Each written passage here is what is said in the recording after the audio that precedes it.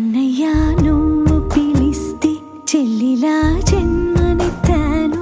హాయి హాయిగా నువ్వు నవ్వితే ఎంత ఎంత మురిసిపోతాను.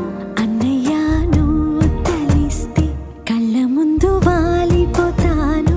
నువ్వు పంచిన ప్రేమకెప్పుడు రుణపడిపోయే ఉంటాను.